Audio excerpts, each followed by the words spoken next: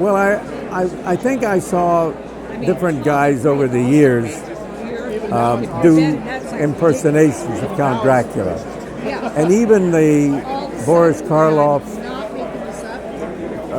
not Boris Karloff, Bela Lugosi was a bit of a kind of over-the-top way of doing it. And I thought if I could just make it sound a little bit more, it could be very funny. I do not drink wine. Instead of saying, the guy said, anyone come into my place and smoke a little grass, smoke some shit? And I said, I do not drink wine, and I do not smoke shit. I guarantee you. And I thought, those are funnier lines. So I made the writer write in that vernacular and that cadence, but I played it very straight. So it was wonderful fun to do it. But it was very, it was not an easy character. It was very difficult because you had to do a setup and a punch, a certain cadence and a certain rhythm to it. And when I did Zorro, I played two characters. One was Bunny Wigglesworth, a British fop, and the other was Zorro. And the idea was, he does a Z. He says, "You don't recognize that famous sign?" He said, "No, senor, that is a 2. He said, "No, that's not a 2.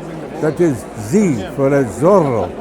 Well, that was the joke. That was the fun of it. So I kept thinking, as long as I can keep that going, it doesn't stop. The rhythm goes good. They'll laugh through the whole show. And it worked. It worked.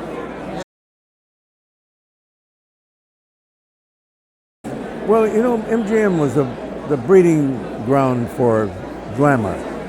And when I went under contract to Metro, the first day, I walked on the lot, MGM. The first guy I saw was Cary Grant. And I walked up to him and I said, "Mr. Grant, I want so much to be an actor. What can you give me advice can you give me to be an actor?" He said, "Well, why don't you get a nice haircut?"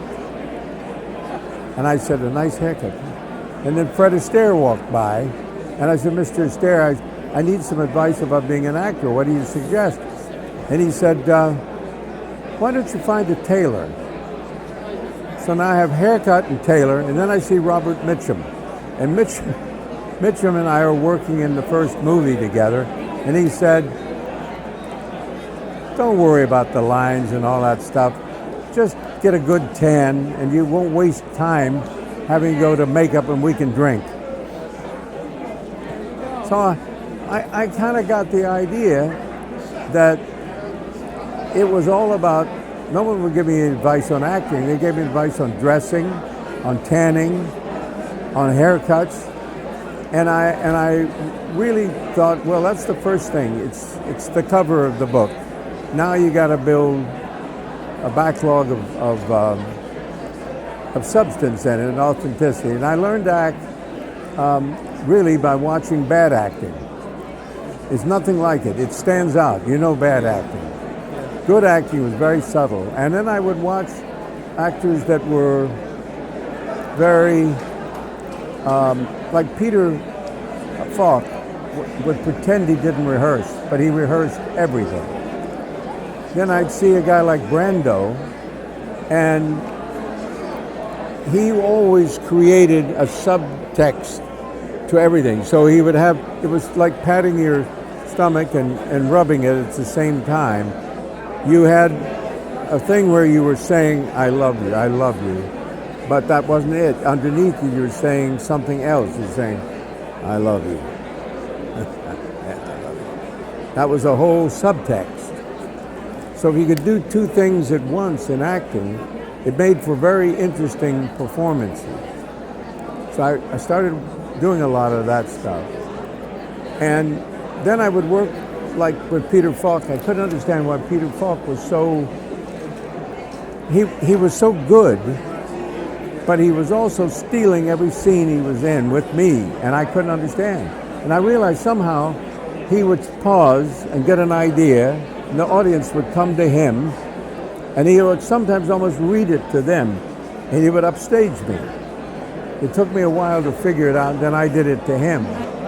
And I did two of them with him. The first one we did was quite good, I thought, and then we waited maybe 13 or 14 years to do another one.